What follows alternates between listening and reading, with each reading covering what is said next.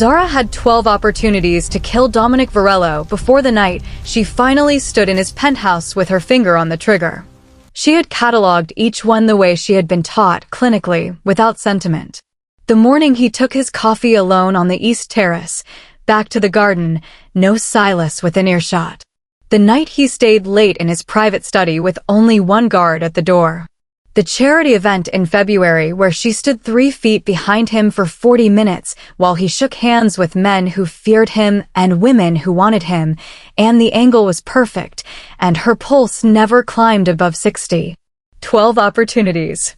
12 times she had calculated the shot and not taken it. She told herself it was strategy. Patience. The mission required proximity, and proximity required trust, and trust required time. She told herself a lot of things in those months. She was very good at lying. She had been trained by professionals. What she was not trained for was the moment Dominic turned around in his penthouse at 2 in the morning, looked directly at the weapon pointed at his chest, and said nothing. Not a plea. Not a threat. Just those charcoal gray eyes finding hers in the dark, steady and unreadable, and then his voice, quiet, the way it always was, the way that made every room shrink around it. "You've had 12 opportunities to kill me," he said. "Why is tonight different?" She didn't answer. Because she didn't have one. Because the answer was the one thing she could not afford to say out loud, even to herself, even now. She stood there in the dark with her weapon raised and her training screaming, and something else entirely breaking open in her chest, and then she heard a sound from the corridor, and the moment shattered. That was not where the story began. Rewind. Zara Vescari was 7 years old when she watched her father walk out of their apartment building in Genoa and never come back. She was told he had been executed. She was told Dominic Varello had given the order. She was told this so many times, in so many ways, by so many people who controlled everything she ate and wore and learned, that by the time she was old enough to question it, the belief had become bone. Not thought. Structure. The program didn't recruit broken children. It found them at the moment of breaking and held the pieces in place until the shape it wanted had set. By 16, Zara could disassemble and reassemble a weapon in the dark. By 18, she spoke 4 languages without an accent in any of them. By 23, she had completed 9 missions without hesitation, without error, without a single handler ever needing to remind her what she was for. She was for this. For Dominic. Everything else had been practice. She entered his world through a private security firm, her cover built over 2 years, credentials, references, a fabricated history so detailed that even she sometimes forgot which memories were real.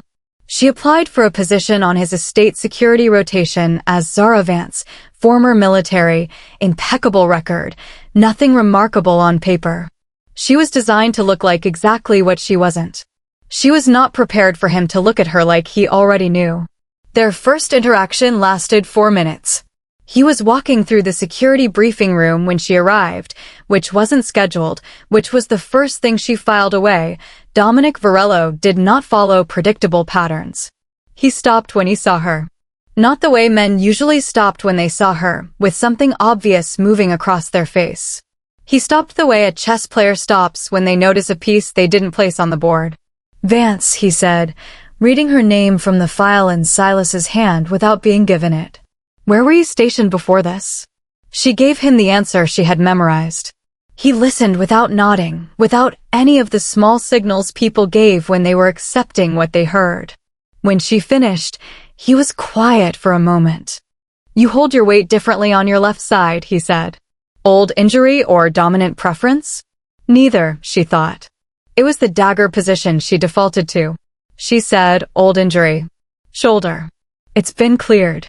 He looked at her for another 2 seconds, not long, just long enough to make her aware of exactly how little of her he was missing, and then he nodded once and walked out. That evening, Silas delivered a message to her temporary quarters. "Mr. Varello would like you reassigned to inner circle rotation, effective immediately." She sent her handler a single line. "I'm in." His response came back in under a minute. 30 days. or we finish both of you. The estate was a study in controlled power. Understated from the outside, extraordinary within, clean lines, dark wood, the kind of silence that came not from emptiness, but from deliberate design. Dominic did not live loudly. He did not need to. Everything around him already understood what he was. Zara moved through it methodically. She mapped the cameras, the guard rotation, the pressure points in the building's layout where a person could disappear for 45 seconds without being logged. She noted which doors Dominic locked from the inside and which he left open. She observed that he slept 4 hours a night, ran 7 kilometers every morning without music, and kept one photograph in his private study, face down on the desk, which she never got close enough to turn over. She also observed things she hadn't budgeted for. He remembered the names of every member of his household staff. Not performed familiarity, actual memory, paired with detail. He knew that the woman who managed his kitchen had a daughter in university and asked about her by name. He settled a dispute between 2 of his security team members with the kind of quiet authority that left both of them feeling they'd been heard rather than managed. When a junior analyst made an error that cost the organization a significant contract, Dominic spent 40 minutes with him privately, and the man walked out not destroyed, but recalibrated. This was not the portrait she had been handed. She told herself it didn't matter. Monsters were rarely obvious. The program had taught her that too, that charm was a weapon, that warmth could be performance, that the most dangerous men were the ones who made you forget to be afraid. She kept her distance. She did her job. She waited. The ambush came on a Tuesday. They were returning from a meeting at the port, Dominic, Silas, 2 additional guards, and Zara in the rear vehicle. 3 black cars cut them off on the bridge overpass, and then it was sound and motion and training taking over before thought could interfere. Zara was out of the vehicle before the first shot finished echoing, moving on instinct, threat mapping without deciding to. She registered Dominic the way she always registered him, as a target, as a position to track. Except this time the tracking meant something different, because there was a shooter repositioning on the upper rail and Dominic was directly in the line and she moved. She moved without deciding. Her body put itself between the angle and him, and she registered the correction of his hands as he pulled her sideways instead, one arm across her shoulders, turning them both behind the vehicle's engine block as the shot hit steel where she had just been standing. They were 3 inches apart, his arms still across her, her weapon up and scanning. His breathing was controlled. So was his expression. She had trained herself not to show fear. He seemed not to experience it at all. "Northeast Rail," he said quietly. Not a question. "Already on it," she said. They moved together without coordinating. She cleared the angle. Silas handled the vehicles. The ambush dissolved in under 4 minutes. On the way back to the estate, no one spoke. Silas watched Zara in the rearview mirror with those flat ice blue eyes. She looked out the window. That night, she pulled Dominic's private files. She had the access from her inner circle clearance and the technical skill her handlers had spent years installing in her. She was looking for confirmation, something she could use, something that would re-anchor the mission, remind her what she was doing and why. She found a folder she wasn't supposed to find. Communications, dated 6 years ago, between Dominic and a man whose contact name was simply V. It took her 11 minutes to understand what she was reading. It took her another hour sitting very still on the floor of her quarters to accept it. The correspondence was operational. Extraction planning.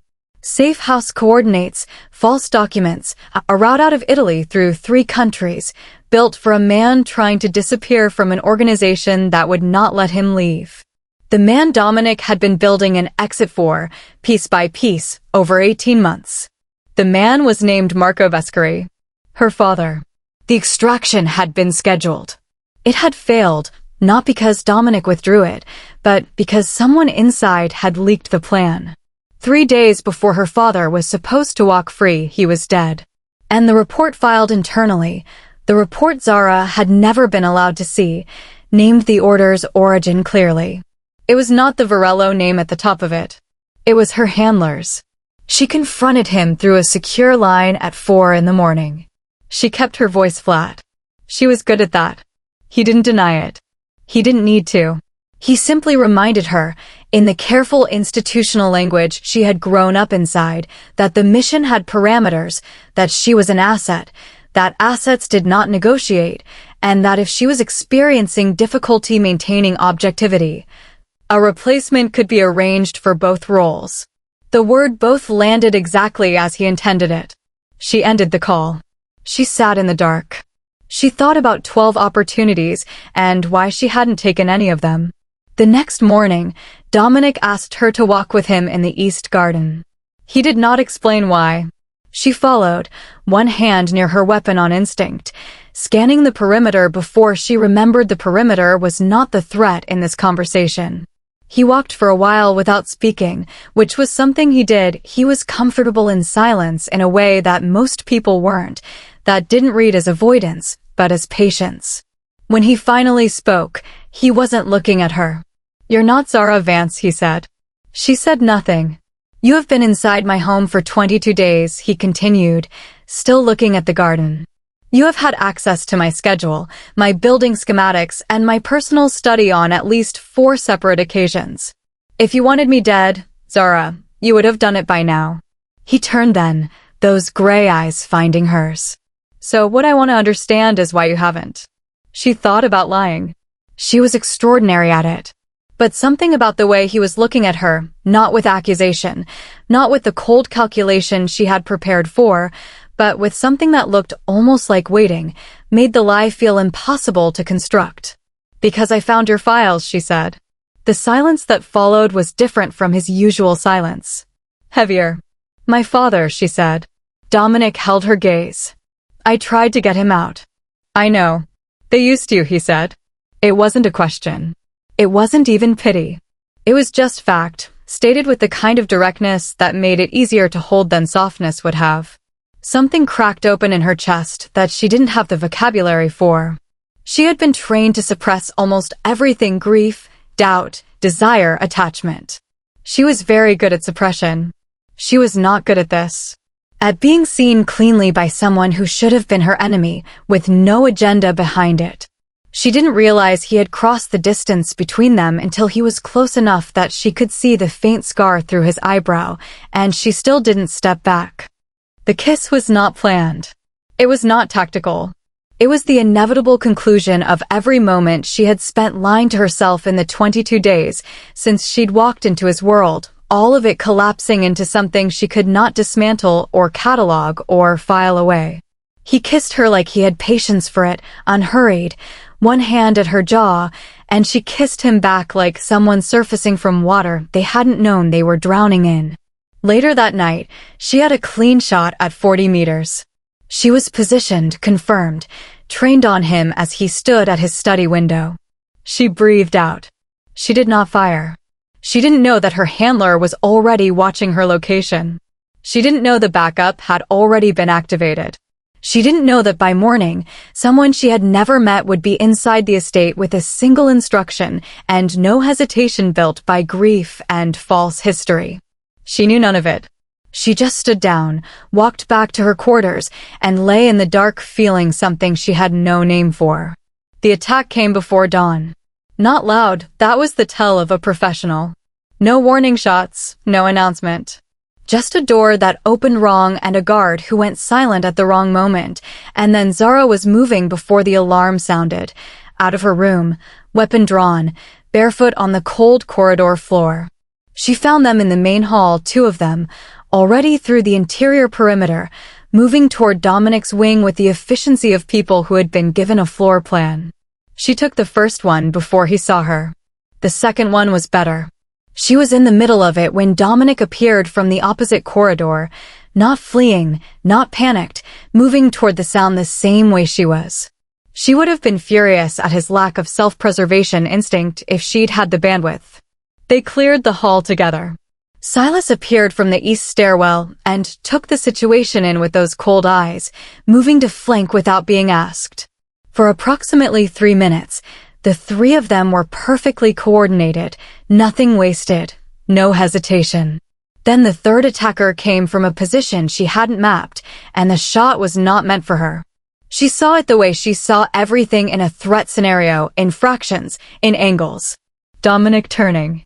The trajectory wrong. She moved. Not a calculation. Just movement. The shot caught him across the left side before she could fully redirect it. Not fatal, but not clean.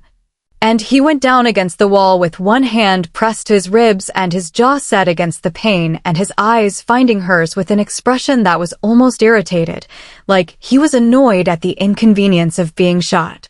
Silas had the third attacker down in moments. The estate went quiet. Zara knelt beside Dominic. Her hands were steady. That was training. Everything underneath them was not. "I'm fine," he said, which was clearly not completely true. "Stop talking," she said. Silas was looking at her over Dominic's head. Not with hostility, something more complicated than that. The assessment of a man who had been right about something and wasn't certain yet whether that was good or bad. The medical team arrived. Dominic was stabilized. Zara stood in the corridor after, and the weight of it settled over her. The backup was from her program, and her program knew where she was, and they would send another one, and then another, and this would not stop until she went to the source. She was already moving toward the vehicle bay when she made the decision. She left no note. She took her weapons and her real identity documents, and the memory of Dominic's hand at her jaw, and she drove toward the compound that had built her. What she learned inside its walls finished the demolition of everything she thought she'd known. Her father had not simply tried to leave. He had spent 2 years documenting the program's operations, recruitment methods, mission records, the names of the children they had taken, and what they had made of them. He had built a case. He had been trying to bring the entire structure down from the inside, quietly, with the kind of patience and moral courage that the program had never anticipated from an asset they thought they owned. Dominic had found out. Not through his criminal network, not through surveillance. Her father had contacted him, chosen him deliberately as someone outside the system with enough power to help. And Dominic had said yes. Had spent 18 months building an exit and a case file and a future for a man he'd never met, because the right thing and the strategic thing had briefly aligned, and because Dominic Varello, underneath all of that quiet dominance, did not actually enjoy what happened to people when systems like this one were allowed to run. The leak that killed her father came from inside the compound. From the man who had stood over her for 16 years, calling himself her mentor. She drove back through the dark with that knowledge sitting in her chest like something that had stopped burning and become just weight. The compound had her location. They would move against Dominic within hours. She didn't have time to feel everything she needed to feel. She filed it, the way she had always filed things, the way she had been trained, except this time she knew what filing it cost her, and she chose to pay it anyway. She went back for him. They had already moved him. She found out through a contact Silas had activated, terse, professional, 3 words, they have him. The compound. They had pulled Dominic to the compound, which meant they had decided the backup approach was finished and they were moving to leverage instead. Which meant they wanted her at a specific place, in a specific position, for a specific purpose. She went anyway. She went because there was no other option, and because she was Zara Vescari and options had never been the thing she was built for action was. And because somewhere in the past 30 days the mission had become something else entirely, something she didn't have a handler-approved word for, and she was done letting other people name what she felt. Ivy met her at the perimeter, Ivy, who was not supposed to be anywhere near this, who had driven 3 hours in the dark because Zara had sent one message that said, "I need a second set of eyes outside the east wall," and Ivy had not asked a single question. She pressed her hand once to Zara's arm, honey brown eyes reading everything in Zara's face and choosing not to say most of what she saw. "He's in the central room," Ivy said. "They have 12 inside. Your handler is running it personally." Zara nodded. She checked her weapons. "Come back out," Ivy said. Not a plea. A requirement. Zara went in. The central room was exactly as she remembered it from her training years, concrete, utilitarian, designed to feel like no place in the world. They had Dominic standing rather than seated, which told her they respected what he was even when they were trying to use him. His hands were bound in front of him. His jacket was gone, his shirt dark at the left side where the wound had been dressed, but not well. His face was composed in that particular way he had, that absolute refusal to perform fear for an audience. When she walked through the door, he looked at her. That was all, just looked, the way he looked at her across the security briefing room on the first day, like he was noting the position of a piece on the board. No relief, no desperation. She found, absurdly, that it steadied her. Her handler stood at the center of the room, older than his voice suggested. Careful eyes that had spent 30 years evaluating assets and making the calculations that other people preferred not to make. He looked at Zara with something almost like pride, which turned her stomach. "You came back," he said. "You knew I would. I raised you to be reliable." He gestured toward Dominic. "Finish it. Prove the mission was never compromised. Walk out of here as what you are." The room had 12 people in it. She had already counted 11 of the exits. She had already mapped the weight distribution of the 2 armed guards closest to Dominic and the angle of the camera in the upper right corner, and the precise distance between herself and the man her entire life had been aimed at like a loaded weapon pointed at the wrong target. Dominic was looking at her. She crossed to the center of the room. She raised her weapon. She pointed it at him, and in the terrible quiet of that concrete space, she watched him draw one breath and then step, not back, forward, one deliberate step toward the barrel of the gun that was supposed to end him. "If you have to do it," he said, low and steady and utterly composed, "don't hesitate." He meant it. That was what broke her completely and put her back together in the same instant, that he meant it, that he would rather she do it cleanly than carry the weight of a prolonged thing, that even now he was thinking about what was easier for her. The man they had told her was a monster had spent 18 months trying to save her father and was now standing into the barrel of a gun to make it simpler for the woman pointing it. She looked at him for one full second. Then she turned. The first shot took out the camera. The second and third were precise and non-lethal and dropped the guards closest to Dominic before either of them had fully processed the reorientation of the threat. She was already moving toward the server rack on the east wall, toward the physical infrastructure of the program's operational records, toward the thing her father had spent 2 years trying to destroy from the inside. Her handler moved toward her. Silas came through the north door. She hadn't known he was there, hadn't known Dominic had sent him ahead, but she registered him without surprise, the way you register something that was always going to happen. He handled her handler with the efficient economy of a man who had been waiting for permission. Zara placed the charges on the server infrastructure with hands that did not shake. The files would be gone. The records, the recruitment network, the operational architecture that had been stealing children and sharpening them into weapons for 3 decades, gone. She had a copy of everything already transmitted to a secure external contact. Evidence preserved. Structure burned. She turned back to Dominic. Someone had freed his wrists.